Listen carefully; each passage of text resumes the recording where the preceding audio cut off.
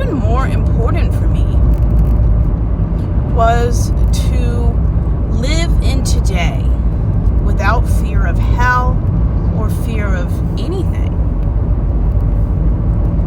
And that's why it's so important to like who you are and enjoy who and what makes you special.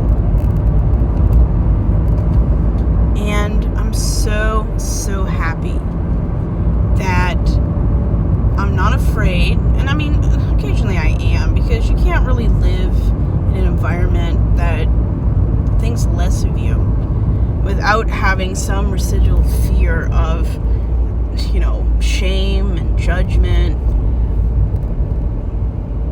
But I don't have to be afraid. I don't have to be anything. And when you embrace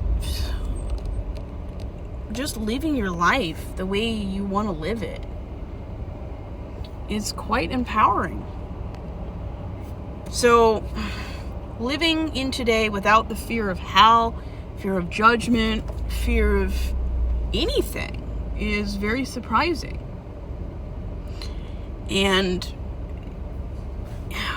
when you don't fear hell, when you don't fear man-made things that don't exist, then you really do embrace who you are and what you want.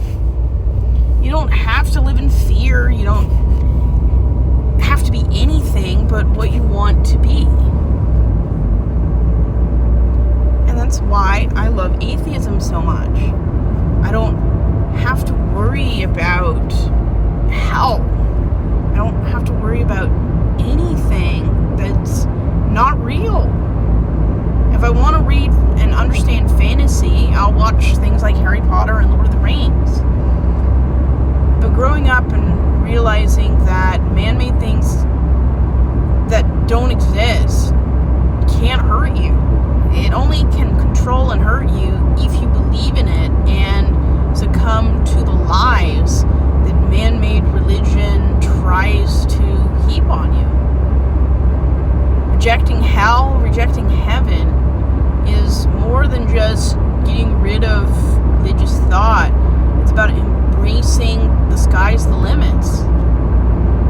I don't have to believe anything. And my lack of religious belief is not rebellion. It's not being forced into a box because of my gender and race. I can flourish and enjoy life as I want it. And it's something that a lot of religious people struggle with to accept and embrace even now. Our country is so terrified of giving equality to everyone that we're not a great nation because we're built on biasness and bigotry. And that's why I've rejected hell, because millions of people have been killed because they have different religious beliefs. Even if you believe in the same God, doesn't mean you're not going to face persecution from within that group too.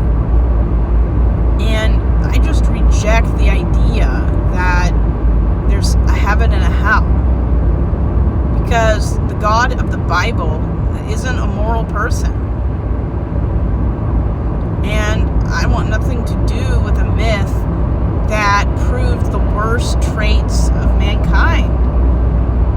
So I reject hell and everything that has to do with it. And I'm a much more moral person because I refuse to believe in a ridiculous myth. And some people call me names or hope I go to hell because